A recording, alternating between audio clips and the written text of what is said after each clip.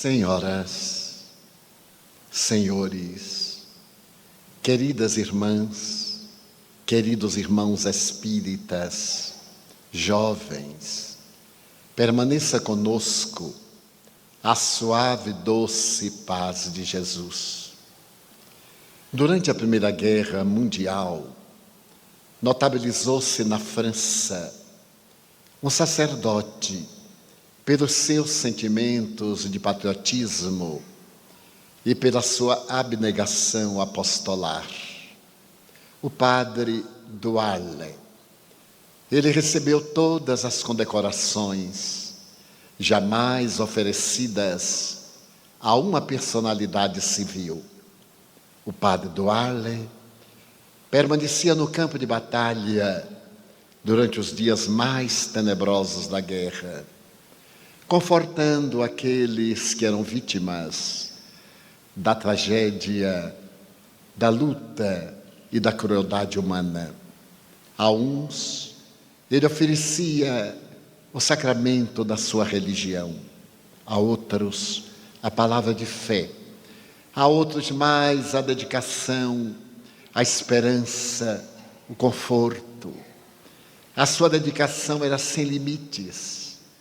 Muitas vezes, no fragor das lutas, atravessava a linha Maginot, que separava então a França da Alemanha, para atender também os soldados do país inimigo, esclarecendo que diante de Cristo não havia indivíduos separados.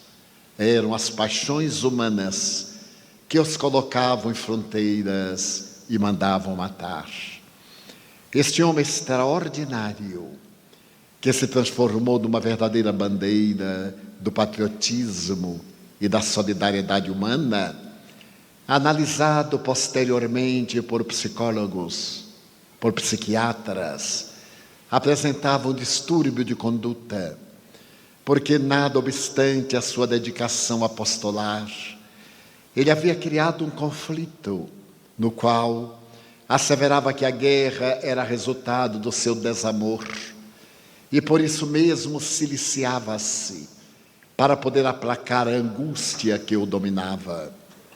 E os estudiosos do comportamento, mesmo elogiando o estoicismo do sacerdote, asseveravam que ele era portador de um transtorno neurótico.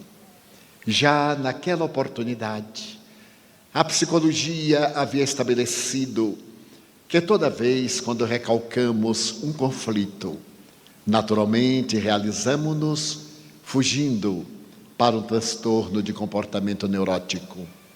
Seguindo a tradição do padre Douarlet, esses mesmos estudiosos do comportamento analisaram a vida de um dos amigos de Goethe, um jovem chamado Grimm. Ele se houvera apaixonado por uma bailarina e desejava com ela consorciar-se. Não logrando o êxito no seu desejo, ele mudou de comportamento. Voltou para casa, amargurado e triste, trancou-se no quarto e durante vários meses ele penetrou numa profunda depressão. Naquela época, através de um transtorno muito perverso. E compreenderam os psicólogos e os psiquiatras que aquela ansiedade não atendida fez que ele viajasse para dentro e abandonasse o significado da vida. Mas de forma equivalente, estudando a vida de Franz Liszt, eles constataram que o notável compositor romântico, quando contava 17 anos, estava visivelmente apaixonado por uma jovem. Propôs-lhe casamento, mas o genitor havia desejado para a filha um destino muito melhor do que de um músico e naturalmente negou a Liszt a mão da sua ambicionada. O jovem compositor desejou então receber ordens religiosas. Procurou seu pastor e falou-lhe que desejava entregar a sua vida a Cristo. Mas o seu pastor e confessor, que era um homem sábio, percebeu que não se tratava de uma realidade legítima, mas de uma fuga psicológica, e negou-lhe a atender o pedido, e ele foi para casa, e durante 1 ano esteve deitado com os olhos fixos na parede, negando-se alimentação, qualquer uma forma de vida, até que um dia a sua genitora abriu inadvertidamente a janela, um jorro de luz adentrou-se pelo quarto, ele pareceu despertar e recuperou a sanidade mental. O mundo perdeu naturalmente um apaixonado, mas ganhou um excelente compositor. Seguindo essa tradição, esses psicólogos estudaram a vida de um notável filósofo francês. Este homem havia compreendido a necessidade de criar uma filosofia nova, exatamente naquele período quando as religiões não dispunham de recursos para atender às criaturas humanas, como seria de esperar-se. E Auguste Comte apresentou a bandeira do positivismo. Ele asseverava que era necessária uma religião para uma humanidade, mas uma religião sem dogmas, uma religião que tivesse os seus fundamentos nos deveres para com a humanidade, toda ela centrada na experiência de laboratório. O notável professor Hippolyte Léon Denisard Rivail aderiu, como outros intelectuais, a essa proposta filosófica de Auguste Comte. E a sua doutrina era tão bela, tão bem fundamentada, porque ele dizia que se há vida depois da vida, uma existência digna será coroada pelo bem. E se não há vida depois da vida, uma existência digna já é o prêmio pela própria vida. Desta maneira, ele contribuiu grandemente para o pensamento filosófico e estoico da humanidade no século XIX, quando, por ocasião da proclamação da República Brasileira, esses homens notáveis elegeram um pensamento positivista para ser o lábaro da nossa bandeira: ordem e progresso. As 3 palavras pertencem ao pensamento profundo deste homem extraordinário.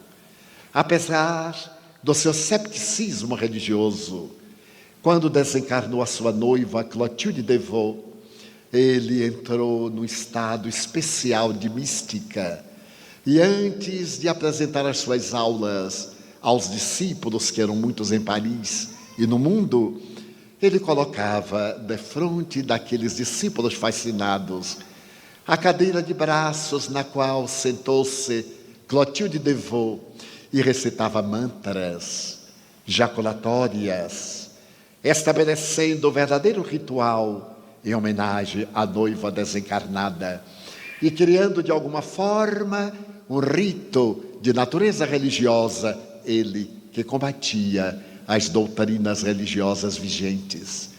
E os estudiosos do comportamento logo estabeleceram que Auguste Comte, apesar da inteligência brilhante da proposta filosófica, era portador de um transtorno neurótico.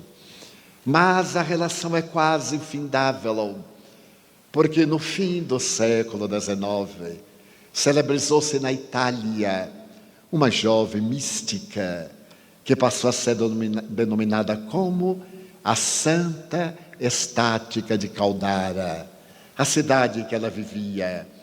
Essa jovem, durante 21 anos, entrava num transe peculiar, perdia o contato totalmente com a realidade objetiva. Colocada num quarto totalmente escuro, sem nenhum contato com a claridade do dia, para saber quando era noite ou quando era claridade, toda sexta-feira, o corpo abria-se nos estigmas de Cristo, as denominadas chagas da crucificação, inclusive a lancetada no peito direito entre a 3ª e a 4ª vértebra. Ela negava-se a alimentar-se, tomava somente um copo de suco de laranja, ou um copo de leite, vez que outra. E era idolatrada. As filas enormes transitavam diante do seu leito, e ela, naquele estado místico, ou ajoelhada, levada para um hospital, foi colocada hermeticamente fechada sob controle médico. E toda sexta-feira, os estigmas apresentavam-se-lhe, chamando a atenção dos estudiosos de conduta. E eles estabeleceram que a santa estática de Caldara, apesar da nobreza dos seus sentimentos e a sua religiosidade, era uma histérica, com um grave transtorno neurótico e possivelmente com desvios de conduta esquizofrênica. E nesse diagnóstico equivocaram-se. Equivocaram-se porque a santa estática de Caldara não era portadora de um transtorno neurótico, e muito menos do estado patológico da histeria, com a agravante dos distúrbios de natureza esquizoide. Era portadora de uma faculdade parafísica, que o emérito professor Charles Richet, durante 40 anos, estudara através dos mais notáveis sensitivos da América do Norte e da Europa, denominando essa peregrina faculdade como um sexto sentido. Mas antes dele, bastante tempo antes dele, o egrégio codificador da doutrina espírita, analisando o comportamento das criaturas humanas, pôde estabelecer que nós somos portadores de uma peregrina faculdade, a que ele, Allan Kardec, deu o nome de mediunidade. A faculdade que permite ao indivíduo estar entre dois pontos, tornando-se um instrumento de uma vibração para outra vibração, ser intermediário de dois mundos em litígio dentro de um próprio mundo. E a santa estática de Caldara era nada mais, nada menos do que médium, que deveria ser estudado pelos cientistas que a analisavam com esta prevenção característica da intolerância da ciência no fim do século XIX. Mas a problemática prosseguiu. Os estudos classificatórios da paranormalidade humana diante da anormalidade da conduta mental e emocional prosseguiram, e estabeleceu-se que é natural que toda vez quando temos um conflito, ele deva ser exteriorizado através de um transtorno de natureza neurótica. E quando se trata de um conflito profundo, através de um transtorno de natureza psicótica, estabelecendo um desvio de conduta daqueles que são mais graves. Merece recordar que é nesse período que Sigmund Freud, por volta do ano de 1900, estudando a diversidade desses conflitos, estabelece que na raiz de qualquer conflito neurótico há um distúrbio de natureza sexual. Portanto, é a libido que está conduzindo o indivíduo no seu comportamento saudável ou no seu comportamento patológico. Mas nesse mesmo ano, Freud publica uma obra que ficará célebre sob o nome de Melancolia. E ele analisa as manifestações melancólicas, depois de haver acompanhado o trabalho do Dr. Emílio Kraepelin, o notável psiquiatra alemão, que estudou em profundidade a demência precoce, mais tarde chamada esquizofrenia. Freud fascina-se com o trabalho da diagnose da esquizofrenia e vai estudar esse transtorno que afeta um número imenso da sociedade odierna, como já então, no ano de 1900, com a denominação de melancolia. E explica o pai da psicanálise que a melancolia é um fenômeno normal na vida de todos nós. A própria alegria deve passar periodicamente por uma fase de tristeza. Manter a normalidade da conduta emocional não é estar sempre sorrindo, distante da responsabilidade ou do sofrimento. A tristeza, a melancolia, faz parte do nosso dia a dia. No entanto, se essa melancolia se prolonga por mais de 4 semanas, ela se torna patológica, sendo necessário receber a terapêutica especializada. E então Freud examina que essa melancolia invariavelmente é resultado da perda. A perda de um emprego, a perda de um objeto de estimação, a perda de um relacionamento, a perda de alguém quando morre. E não concordamos com o notável pai da psicanálise, porque as pessoas que morrem desencarnam, falecem, não são perdidas. A morte é uma ceifadora tão desagradável que nós procuramos algumas definições para mascará-la, como asseverou com propriedade a doutora Elizabeth Kübler-Ross, a notável criadora da tanatologia, a doutrina que estuda o fenômeno da morte. Essa notável suíça naturalizada americana, que dedicou 40 anos da sua vida de psiquiatra, desde Chicago, às experiências por todos os Estados Unidos, dizia que o americano comum tem pavor à morte. E ele procura mascarar a morte, maquilando aquele que desencarnou, fazendo uma recepção depois do sepultamento, procurando retardar o próprio sepultamento ou a cremação do cadáver, porque a morte não deve fazer parte da vida.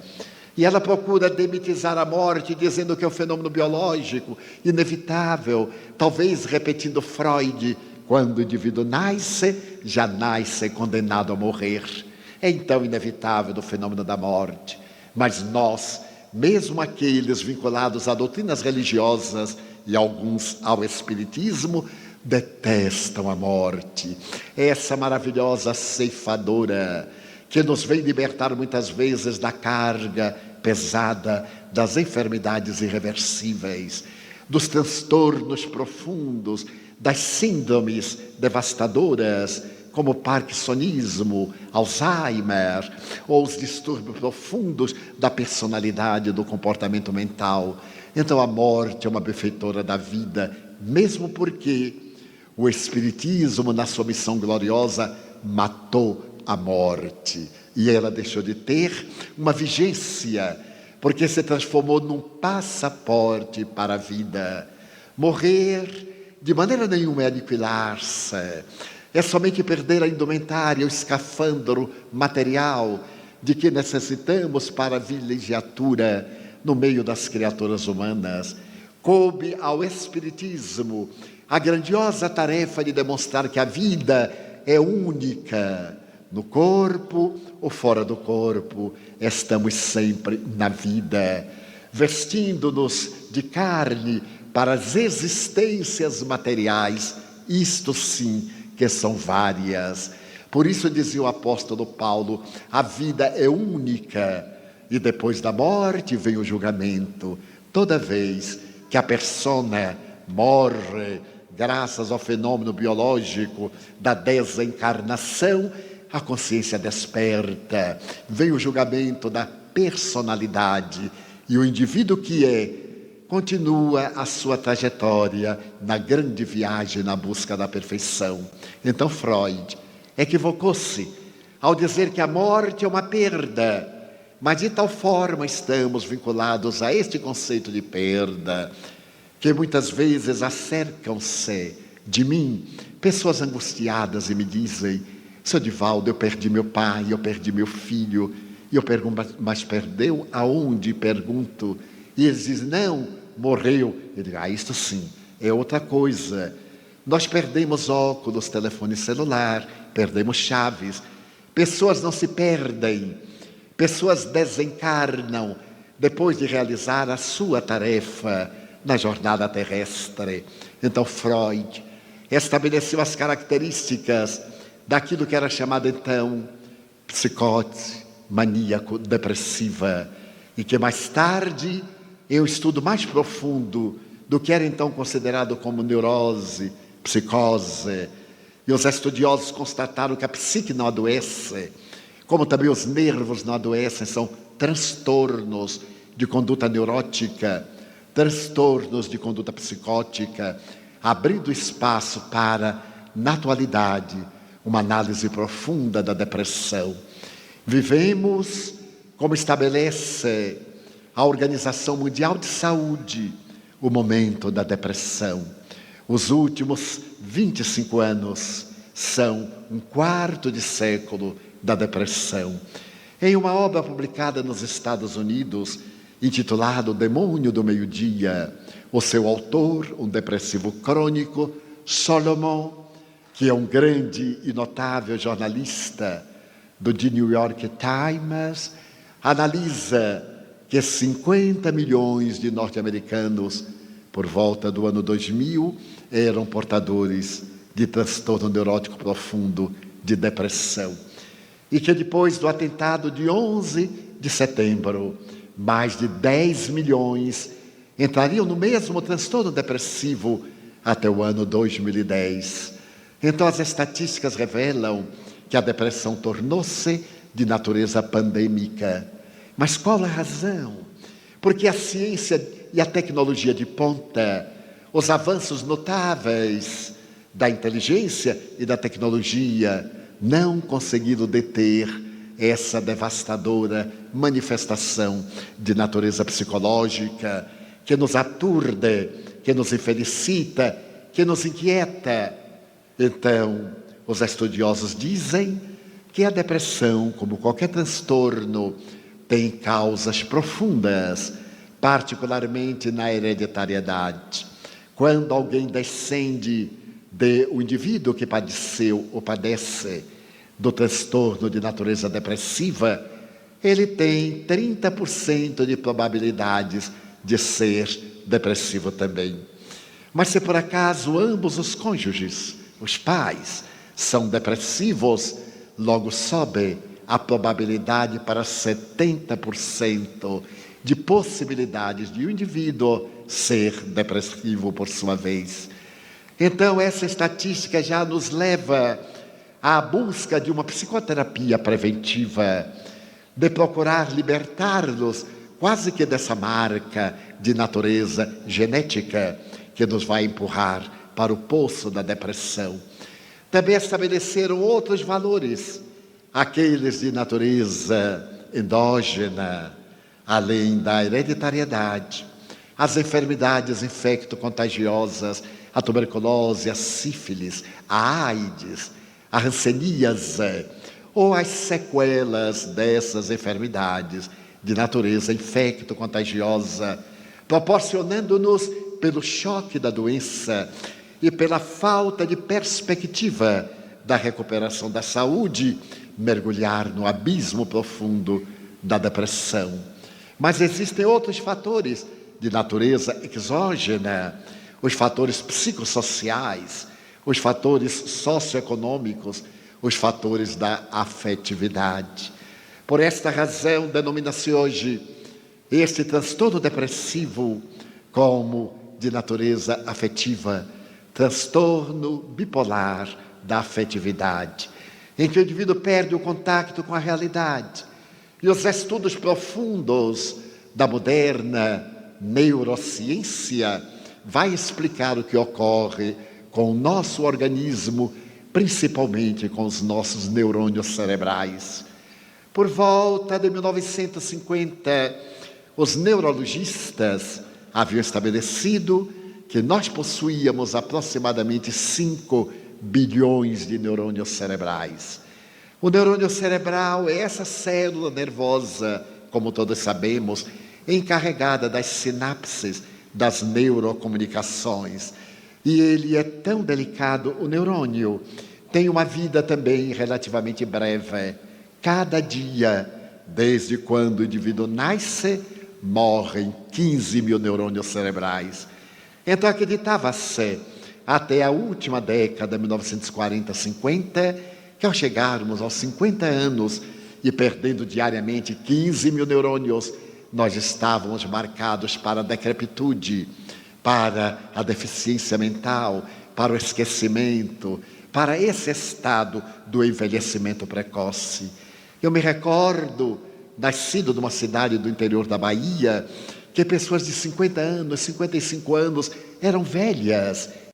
Isto quando eu era jovem, porque eles acreditavam que sim, não tinham mais a capacidade para nada, não podiam estudar, porque não tinham neurônios, estavam velhos. As mulheres também, logo depois do climatério, pegavam agulhas de crochê e de tricô e iam trabalhar na vida alheia, na ociosidade, esquecidas de que a vida é tua logo depois dos fenômenos típicos da andropausa, da menopausa. Mas logo depois, com o advento dos microscópios eletrônicos, as neurociências nascendo estabeleceram que nós possuíamos aproximadamente 50 bilhões de neurônios. E mesmo aqueles neurônios que morriam 15 mil por dia não faziam falta nenhuma, porque esta célula especial é portadora de uma cauda, o axônio. E esse axônio, quando é estimulado, quando o neurônio é estimulado pela mente, porque não é o cérebro que produz o pensamento, o cérebro é a organização fisiológica que decodifica o pensamento, a mente, que nele se cedia, mas que não é da sua autoria. Se nós conseguirmos manter uma vida mental ativa, é claro que os neurônios que sobrevivem através daquela cauda apresentam uma dendrite. É uma palavra grega que significa ramo, árvore. E essa ramificação ajuda nas neurocomunicações, nas sinapses cerebrais. Então o envelhecimento não era por falta de neurônio, mas era por preguiça mental. As pessoas iam deixando-se acomodar. Aos 60 anos consideravam-se velhas. Haviam perdido a garra, o desejo de lutar, de construir. E isso lhes produzia, naturalmente, a perda da vitalidade. Os neurônios perdiam a habilidade da comunicação. Quando ocorreu um fenômeno curioso, nos anos 70, agora as neurociências já estavam procurando na neurologia um campo específico. E os cientistas estabeleceram que nós possuíamos entre 70 bilhões e 75 bilhões de neurônios cerebrais. Necessitávamos somente de acioná-los, de fazê-los vibrar. E a idade mental passou para os 60 anos, para os 65 anos. Logo depois, na década 1990, 2000, a neurociência exigiu praticamente do presidente dos Estados Unidos que decretasse aquela década como a década do cérebro, porque a grande máquina cerebral estava praticamente toda decodificada e a ciência havia constatado que nós éramos portadores de aproximadamente 100 bilhões de neurônios. Mas houve um dado muito peculiar. Descobriram os neurocientistas que nós, os homens, temos alguns bilhões de neurônios mais do que as mulheres. Não era uma questão de machismo, era uma questão neuronal. Mas logo constataram que, apesar dessa produção muito grandiosa, esses bilhões excedentes não tinham função nenhuma. Era uma espécie de reserva para o futuro da humanidade. Então, a idade mental passou para os 75 anos para a mulher que é fraca e para o homem que é forte, 70 anos. Bem, é claro que eu sou uma exceção, eu estou com 82 anos e eu tenho a impressão que o computador do reino dos céus não está funcionando muito bem e que eu fui deletado, graças a Deus, fui deixado à margem e espero que muita gente passe na minha frente nesta fila grandiosa, eu cedo lugar a qualquer precipitado, sem nenhuma contrariedade.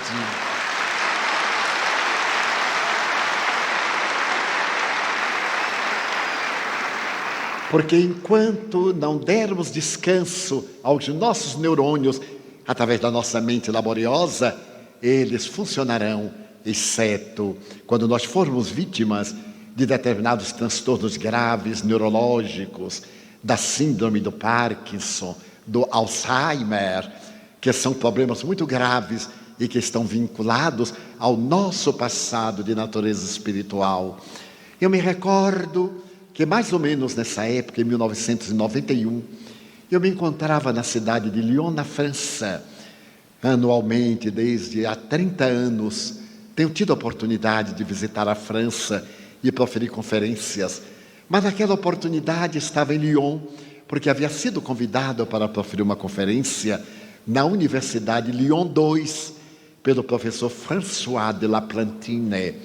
Ele me disse: Divaldo, eu sou professor de etnologia e também sou professor de paleontologia. Eu gostaria que você viesse à minha aula para poder fazer uma conferência do Espiritismo, a reencarnação à luz da antropologia, para explicar esta questão antropossócio-psicológica da evolução. E eu aceitei.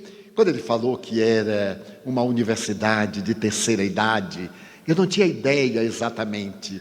E com a minha tradutora ao francês, uma brasileira do Rio de Janeiro, Madame Beaumartin, Cláudia Beaumartin, a mais notável tradutora que existe, porque Cláudia vive em Paris há mais de 30 anos, é espírita militante, e ela é uma tradutora para mim tão notável que ela me traduz antes de eu falar. É curioso. Eu, por exemplo, vou citar uma frase de Allan Kardec: começo e paro para ela traduzir, e ela então traduz a frase inteira. Eu digo: mas eu ainda não falei, Cláudia, mas eu já traduzi, então eu tenho que ir adiante.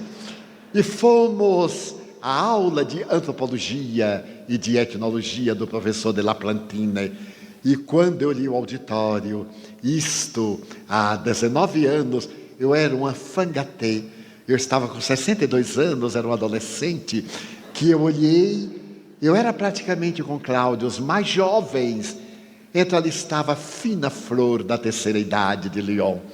Proferimos a conferência, e ao terminar, como é muito comum na Europa e nos Estados Unidos, houve um debate, perguntas e respostas, e 2 horas depois, ao encerrar-se, veio um grupo de pessoas para dialogar conosco. E jamais me esquecerei de uma senhora francesa típica. Ela veio sorridente, com um chale no ombro, com uma flor de primavera no chapéu, que deve ter sido do século XIX, sorridente, e me disse: Monsieur Franco, eu adorei a sua conferência. E logo eu segurei Cláudia e digo: por favor, traduza-me. E começamos o diálogo através da intérprete. Eu lhe perguntei por que ela gostou da conferência.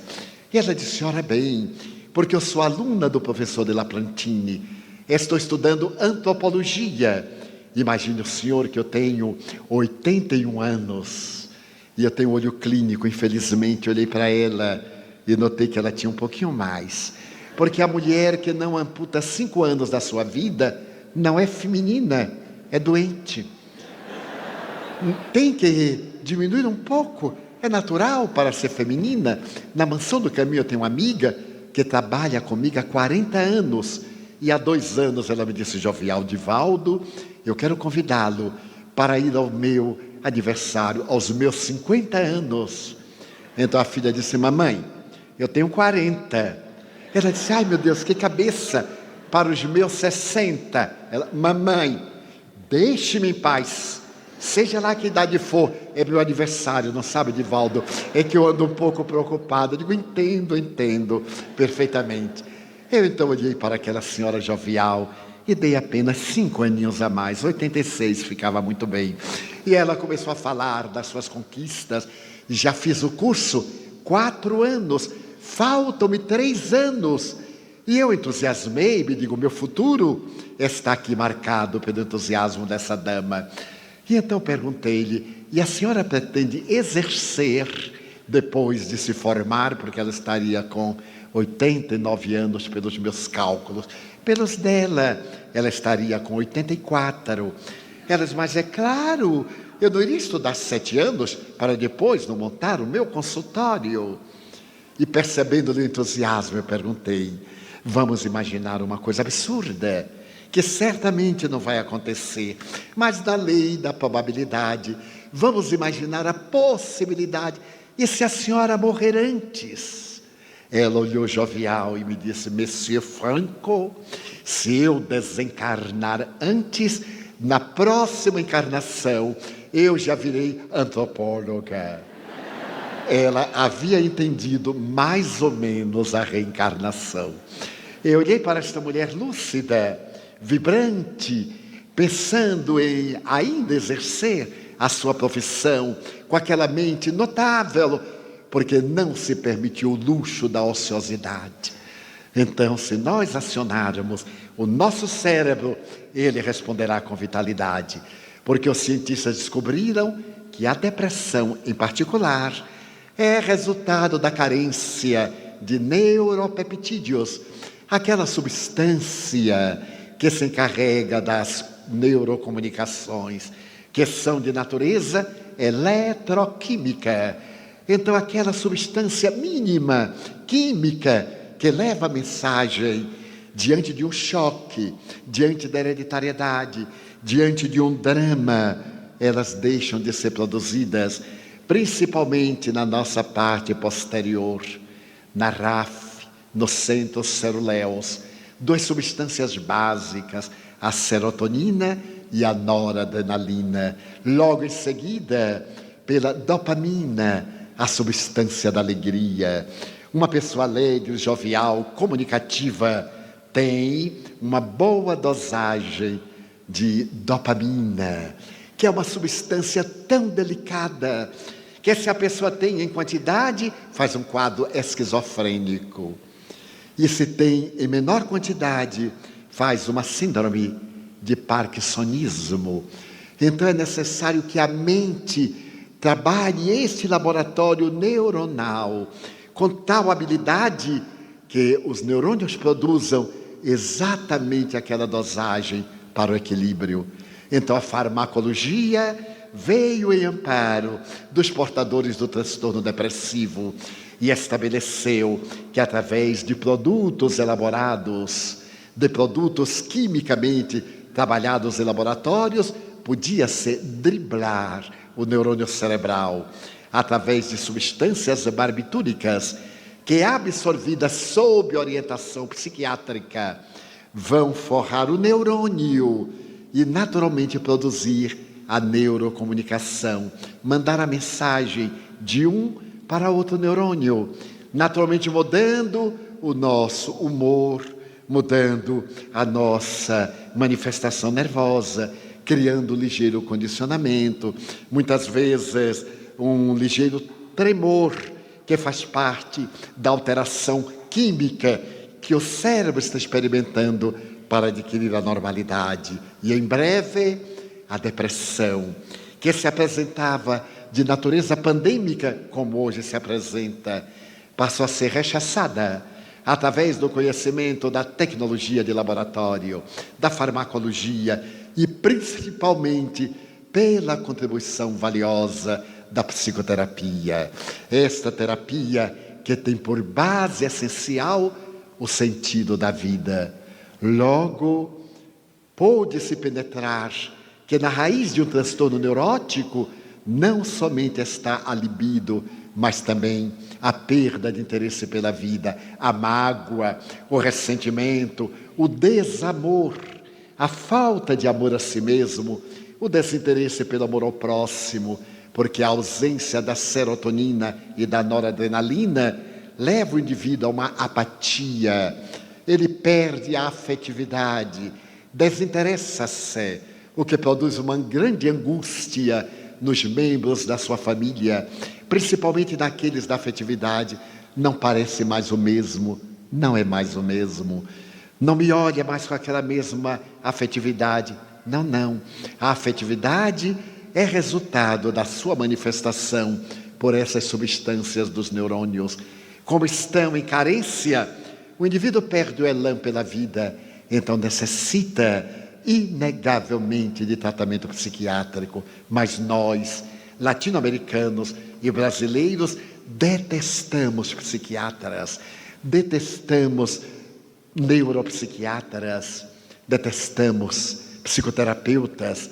Muitas vezes a pessoa vem até mim e fica insinuando tratar-se de um problema espiritual.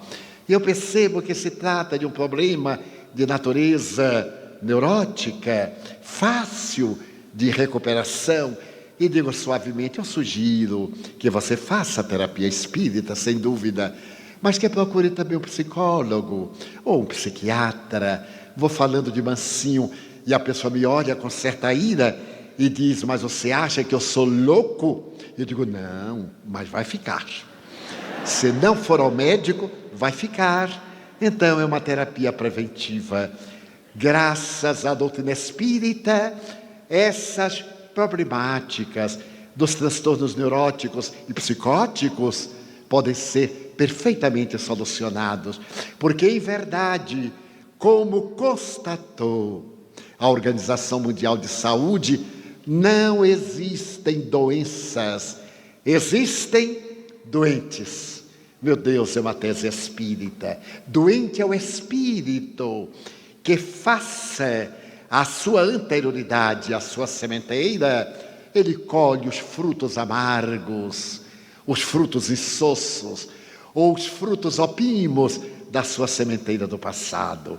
Então nós somos o que fizemos de nós.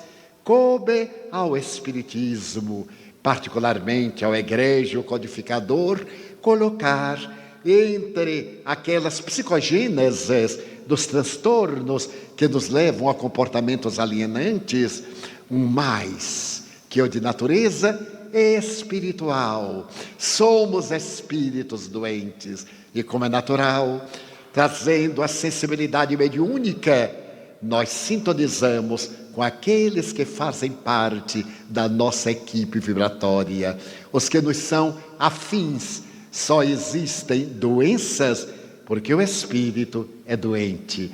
Daí a necessidade de tratar a doença na sua causa, trabalhando-se pela transformação moral do paciente para melhor. É fascinante notar-se que nos últimos 10 anos, os modernos psicoterapeutas americanos, alemães em particular, e ingleses, estão adotando amor-terapia como solução para os graves problemas da criatura humana. A descoberta do evangelho-terapia, o indivíduo mergulhar o seu pensamento nas palavras de Jesus, o mais notável psicoterapeuta da humanidade, conforme classificado pela eminente psicanalista alemã, a doutora Hannah Wolff, que foi considerada no século XX a mais notável psicanalista depois de Anna Freud, a filha de Sigmund Freud. A doutora Wolff dizia que Jesus olhava o paciente e penetrava-lhe a causa da enfermidade. Ele não realizava uma análise, ele não recorria aos sonhos, ao inconsciente profundo do indivíduo para encontrar o fator que levava esse indivíduo ao desequilíbrio. Ele logo via a criatura e por isso mesmo ele, antes de realizar qualquer fenômeno curativo, perguntava ao doente: tu crês que eu te posso curar? E o doente dizia: claro. A pergunta parece desnecessária, mas ela era psicoterapêutica, porque há muitos doentes que não se querem curar, que usam a doença como instrumento de autorrealização. Os seus conflitos profundos, o seu conflito de inferioridade, o seu complexo, o seu transtorno masoquista faz que ele sinta-se bem afligindo as criaturas que são amadas. E por isso mesmo ele recusa-se à terapêutica que ele pode dar à saúde. Então Jesus fazia sempre uma dessas duas interrogações: queres que eu te cure? Claro que eu quero. E naquele momento, quando ele dizia claro que eu quero, ou eu sei que tu me podes curar, já começava a autocura, porque os seus neurônios começavam a produzir serotonina, noradrenalina, dopamina, por uma mudança de natureza mental. Logo havia uma transformação interior. e isso foi estudado profundamente na Universidade de Harvard por dois grandes físicos quânticos que se deram conta que toda vez que o indivíduo ama, que o indivíduo perdoa, que ele não carrega o lixo mental do ressentimento, o seu cérebro, às semelhanças dos 64 neuropeptídeos já classificados, produz determinadas ondas vibratórias semelhantes ao fóton. E como o fóton tem a peculiaridade de aglutinar moléculas, ele é absorvido pelo sistema nervoso central, que encaminha essa energia ao sistema de glândulas endócrinas e a exterioriza através do aparelho imunológico, proporcionando saúde. Então, amar proporciona saúde. Não é uma questão religiosa, é uma questão médica. Não se trata agora de qualquer colocação teológica, nem de virtude teologal. O amor é psicoterapêutico. Há agora um estudo profundo pelo Dr. Greg Hagen a respeito do amor como ciência, a ciência e a arte de amar para tornar a vida digna. Mas aqueles cientistas também detectaram que quando nós odiamos, quando guardamos ressentimento, quando temos ciúme, os nossos neurônios produzem um campo energético semelhante a uma outra partícula, e essa partícula desagrega as moléculas, ela é absorvida pelo sistema nervoso central, esse elétron, e claro que ele desarticula, transfere-se para o sistema endocrínico e vai para o imunológico e mata as nossas defesas, e naturalmente nós enfermamos. Qual é então a melhor proposta para uma vida saudável? Amar. Não guardar ressentimento, não carregar lixo mental, abrir-se ao amor como a flor de lótus, suavemente aos cálidos beijos do sol da primavera. Então vivemos um momento extraordinário que foi precedido pelo Espiritismo, quando demonstrou que nesses transtornos, como em alguns problemas de natureza fisiológica, as chamadas doenças fantasmas, as doenças simulacro, existem interferências daqueles que desencarnados fazem parte da nossa economia emocional. Aqueles a quem ofendemos, aqueles a quem maltratamos, a quem traímos, aqueles aos quais prejudicamos e que se não reencarnaram e não tiveram oportunidade de perdoar-nos, por uma lei de afinidade, nós os atraímos, porque aonde está o devedor, logo ao seu lado está o cobrador. É a lei de causa e de efeito. Allan Kardec foi tão extraordinário que ele evitou a palavra ancestral, karma, vinculado profundamente à doutrina indiana, ao budismo, a outras doutrinas, porque o karma é o impositivo da lei que o indivíduo tem que sofrer o efeito da sua ação nefasta. E o dharma, da sua ação benéfica, ele desencadeia leis que vão beneficiá-lo. Allan Kardec optou por uma lei da física, a lei de causa e efeito. Todo efeito vem de uma causa, logo, todo efeito inteligente vem de uma causa inteligente. Porque é uma doutrina, o espiritismo, eminentemente cristã. Pelo bem que eu faço, eu me reabilito do mal que fiz. Não estou na terra para sofrer, eu estou na terra para recuperar-me do mal que me fiz, através do mal que a outrem eu fiz. Ninguém prejudica a ninguém. Se por acaso alguém aceita esse ato indevido do adversário e se diz prejudicado por ele, é porque quer, porque cada um de nós descontrola as leis que vigem em torno da nossa realidade. E são essas leis que aguardam reparação. O bem que nós fazemos anula aquele mal que nós fizemos, e as leis reorganizam-se, entram em equilíbrio. Por isso que o perdão é essencial. Se alguém me fez um mal, eu perdoo, porque o problema é dele. Se eu o perdoo, ele prossegue devendo, só que eu não me faço o seu cobrador. Ele é que se tem de perdoar, ele se tem de reabilitar, ele é colocado pela vida para restaurar-se interiormente e evitar os danos que causou corrigindo-os e gerar novas leis de ação. É a lei do amor funcionando além da lei de justiça, através da lei de misericórdia. Um dia, conversando com Chico Xavier, ele me cunhou esta frase: meu filho, se nós estivéssemos sujeitos apenas à lei de justiça, é certo que não teríamos a oportunidade de reencarnar por falta de mérito. Mas como Deus é amor, ele aciona a lei de misericórdia, que nos abre espaço para a reabilitação. Mas nem todos assim compreendem. E aqueles que se sentem prejudicados, que se acreditam vítimas, vêm agora fazer justiça com as próprias mãos. Desejam o esforço, a vingança, e estabelecem conúbios obsessivos. Como se trata o doente de um espírito que está doente e que agora apresenta o distúrbio de natureza psicológica e comportamental, ou distúrbio orgânico, ou distúrbio mental, através de um fenômeno esquizofrênico, através de uma manifestação de natureza hebefrênica, autista ou equivalente, é necessário despertar-lhe o âmago profundo para que ele comece a terapêutica, mudando de vida. Então ninguém cura a ninguém. O próprio mestre fazia que o indivíduo começasse o seu processo de autocura.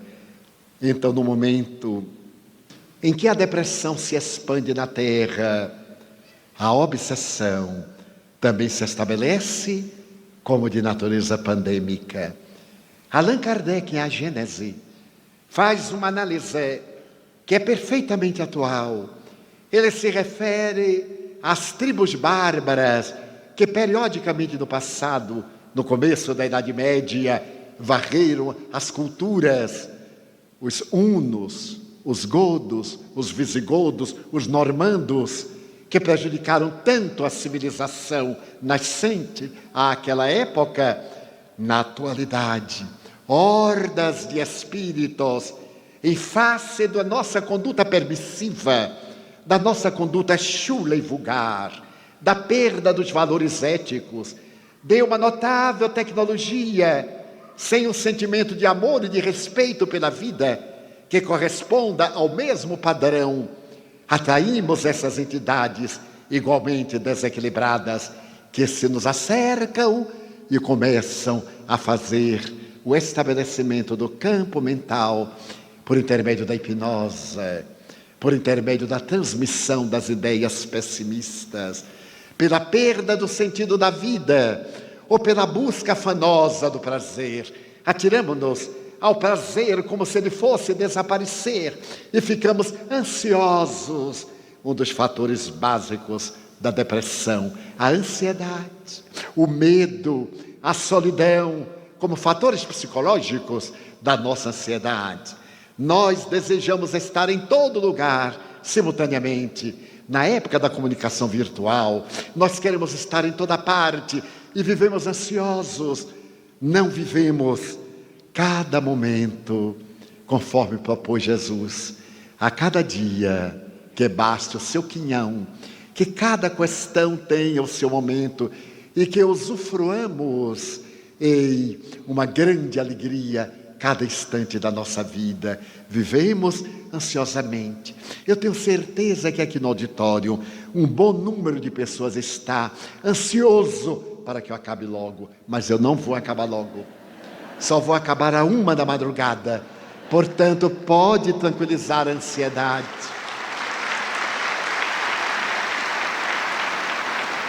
Porque é essa ansiedade que nos leva sempre para onde nós estamos e ali não nos encontramos. Eu tenho uma amiga, por exemplo, que diz: eu adoro os domingos, Tomara que chegue domingo.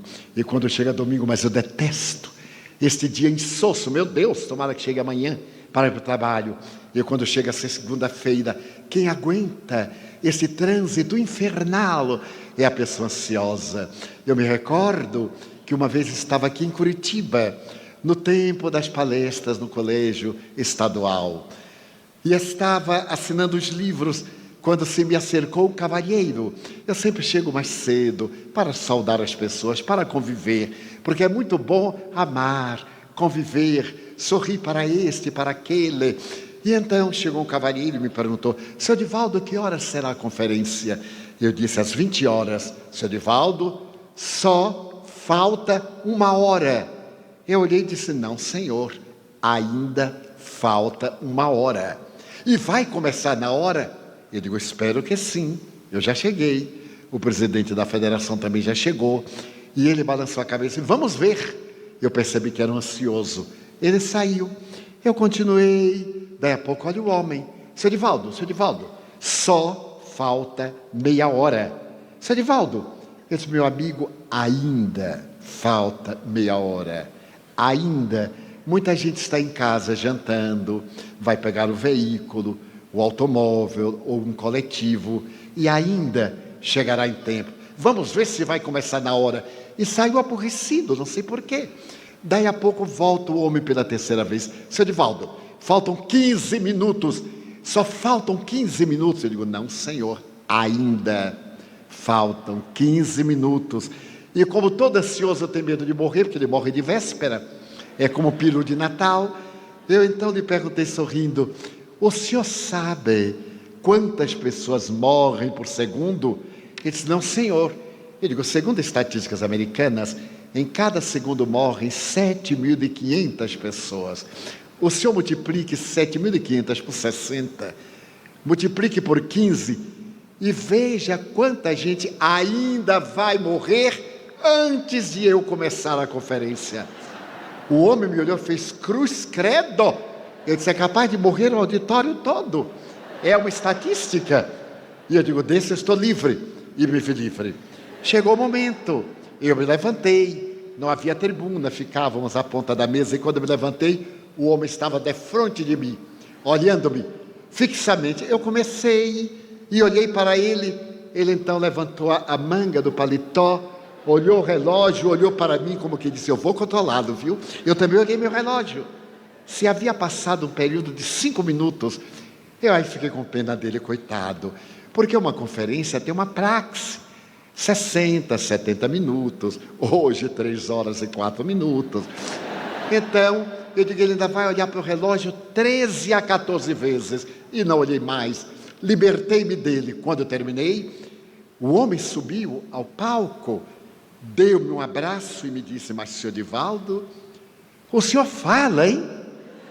Eu disse: por acaso o senhor já viu ou já ouviu algum orador mudo? Eu fui convidado para falar. Mas o senhor exagerou, falou mais de 2 horas. Eu digo: não. Eu falei exatamente 70 minutos. Porque veja bem, começamos às 8h10 e são agora, no meu relógio, 9h20. Ah, senhor Divaldo, mas pareceu que o senhor falou demais. Eu pus a mão no ombro dele e disse: sabe por quê? Não, senhor, porque você estava ansioso para eu acabar logo. Então você não acompanhou o meu raciocínio. Não, senhor Divaldo, eu acompanhei. Eu então dei-lhe o golpe de misericórdia. Pois não. E qual foi a parte da conferência que o senhor gostou mais? Tudo. E saiu correndo. E foi, naturalmente, para casa, para dormir, para amanhã. A ansiedade é um dos fatores que desencadeia a depressão. Mas como fazermos para nos vermos livres desses transtornos neuróticos e dos transtornos de natureza obsessiva? Felizmente, a medicina já reconhece a obsessão, tecnicamente, como um transtorno de natureza psicológica. Faz pouco tempo que foi publicado que havia um reconhecimento tácito da obsessão, o transtorno depressivo, como sendo de natureza médica e aceito pelos psiquiatras em geral. Que fazer? Redescobrir o amor, usar a alegria de viver, mesmo que não tenha a dopamina na dose necessária, procurar o sentido da vida, já que a sua vida não lhe serve nesse momento, doe-a a alguém que deseja viver. Torne-se instrumento de paz, como dizia o pobrezinho de Assis. Seja um mensageiro da esperança, torne-se útil, vá para a porta de uma escola para ajudar as crianças a saírem desse trânsito criminoso e cheio de perigos. Faça algo, plante uma árvore no seu quintal, e já que vai plantar uma árvore, que seja frutífera, para dar sombra, para dar lenho, para dar flores, para dar frutos. Sorria para alguém, diga uma palavra generosa, redescubra a beleza do sol, e à medida em que você for descobrindo lentamente cada coisa, o seu cérebro vai respondendo, porque é a mente que está trabalhando os neurônios, estimulando-os, e eles passaram a produzir os neuropeptídeos que correspondem à saúde comportamental, à saúde mental, à saúde orgânica.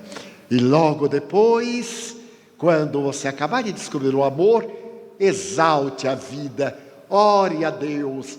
Diariamente eu abro a janela do meu quarto quando desperto e digo: meu Deus, muito obrigado, estou vivo na carne, ainda estou no corpo, vou aproveitar cada instante da minha vida para vos louvar, Senhor, para vos agradecer, mas também para ser feliz. É fácil ser feliz, basta ambicionar o necessário para a alegria e não ter o tormento de querer abraçar aquilo que não pode abarcar, para não ser vítima da frustração. Então apressa, abra-se ao sol da divina misericórdia, ore, procure a terapêutica espírita, ao lado das terapêuticas acadêmicas, a psicoterapia, a terapêutica psiquiátrica, se for o caso, mas faça também fluidoterapia, os passes, a água fluidificada ou magnetizada, as palestras doutrinárias, para poder irrigar a sua mente de ideias novas. Abandone os velhos conceitos, desalgeme-se das ideias do passado, arrebente as correntes que o mantêm no ressentimento, na queixa. Deixe a queixa perturbadora, portadora do bafio da morte, da enfermidade. Entregue-se a Deus, e aquele que a Deus se entrega não fica na solidão. O Espiritismo veio nesta hora grave da sociedade para dar-nos as mãos, para podermos enfrentar este momento de trânsito, quando se está construindo a era nova do espírito imortal, às vésperas da grande mudança de mundo de provas e de expiação para mundo de regeneração. Vivemos o grande momento da nossa transformação moral, e é necessário que nós nos tornemos pequeninos sóis. Eu me encontrava em Salvador há 3 meses, preparando-me para pegar um voo a São Paulo às 5 da manhã. O sol maravilhoso da Bahia, o dia ridente, e eu na fila do check-in, sorrindo, quando o indivíduo numa fila próxima me desacatou a distância. Por que está rindo? Está rindo de mim ou está rindo para mim? Como eu aprendi a conviver com os desafios humanos, eu me senti assim embaraçado, eu fiz de conta, olhei em vão e ele voltou a carga. Está rindo de mim ou está rindo para mim? Eu centralizei o olhar na direção do homem e disse: mas eu não estou rindo do Senhor, nem para o Senhor. E por que não? Porque eu sou cego. Ele teve um choque. Todo mundo riu. Eu fiquei sério. E ele, naturalmente, não podia agora esforçar-se em um cego. Ele disse: o senhor é cego? Eu digo: sou cego, sim, Senhor. E fiquei com os olhos duros, Ele saiu da fila, veio até mim, passou a mão e eu, ceguíssimo. E ele me disse, mas esses olhos tão transparentes, não parece que o senhor é cego? Ele disse, quem vê olho não vê nervo óptico. O meu problema está lá dentro. Ele disse, mas esta voz é conhecida. O senhor é Divaldo Franco, não é Divaldo Franco? Eu disse, sou senhor. O senhor não é cego, coisa nenhuma? Eu digo, sou. Eu sou cego à agressividade humana. Eu sou surdo ao mau humor. Eu tenho paz e não permito que o desequilíbrio dos outros me desequilibre. Imagine no dia de sol desse, em jejum, meu amigo, o senhor já querer me infectar do seu mau humor negativo. Então eu sou cego aos agressores. Ele perdeu aquela agressividade. Senhor Divaldo, o senhor não faz ideia dos meus problemas. Eu digo, nem o senhor dos meus. Eu estou rindo para não chorar. Mas eu também tenho problema. Mas o senhor não é espírita? Eu digo, é claro, mas sou gente. E sendo gente, eu tenho problemas fisiológicos, psicológicos, psiquiátricos, comportamentais, sociais, econômicos. E pronunciei a palavra bem silabada, porque estava no auge da crise. Ele disse, mas senhor Divaldo, então o senhor espírita tem problemas? Eu digo, sim senhor. Mas como pode? Eu digo, o Espiritismo me deu os instrumentos para eu administrar os problemas. Então os problemas não me perturbam, fazem parte da minha agenda, que eu administro. Senhor Divaldo, o senhor vai para onde? Eu disse, estou indo a São Paulo. Eu também. Em que vou voltar? Eu também. Eu digo, meu Deus. Agora, o que será de mim? Só faltava o homem sentar-se ao meu lado. Pois sim, não sentou exatamente ao meu lado. Eu sentei na fila C, ele na D. Tinha um corredor nos isolando. Ele me disse, senhor Divaldo, agora a gente vai aproveitar para conversar bastante, não é? Eu digo, não senhor, é falta de educação conversar no avião. Embora o povo grite e berre, é falta de educação. E eu terei uma conferência, tenho que poupar a garganta. Mas senhor Divaldo, eu digo, olha, eu tenho aqui um livrinho, eu vou lhe dar o livrinho como terapia. Abri a minha pasta e dei-lhe o Evangelho segundo o Espiritismo. Ele disse assim, mas senhor Divaldo, eu já li o Evangelho segundo o Espiritismo, eu gostaria muito de ler o Evangelho primeiro. Ele disse, mas este segundo aí não é numeral, é conforme o Evangelho, conforme o Espiritismo. Não são dois Evangelhos, o Evangelho primeiro, o Evangelho segundo, aí não acaba mais. Ele disse, eu não sabia, pois fique sabendo, agora mergulhe o pensamento, abra por acaso, peça a Deus que Ele inspire e abra. Ele disse, senhor me ajuda? Eu digo, ajudo, na prece eu ajudo, vamos orar. Oramos e ele abriu. E eu aí olhei curiosamente, e imaginem os senhores, que página saiu. Se fosse um homem de bem, teria desencarnado. Ele disse, senhor Divaldo, eu digo, graças a Deus, o senhor ainda não é de bem, ainda vai ter muitos anos de vida. Não permitamos que o mal dos maus tire a nossa alegria de viver. Então, aqueles estudiosos, psicólogos, psiquiatras, que examinaram o padre Duale, o amigo Grimm de Goethe, que estudaram o comportamento de Franz Liszt, as experiências notáveis de Augusto Comte, a santa estática de Caldara, hoje eles irão dizer que, como fator psicogênico da depressão e dos transtornos, a mediunidade abre a porta para a obsessão. Mantenhamos a saúde mental através dessa proposta exuberante do Espiritismo, centrada no amor que Allan Kardec elegeu como a caridade, o amor na sua mais elevada expressão. E demo-nos as mãos. Há muita dor aí fora, há muito pranto dentro de nós, há muita dificuldade. Não aumentemos o coro da patética do sofrimento. Não façamos que a terra se torne mais escura com as sombras da nossa angústia. Abramo-nos ao divino sol da esperança.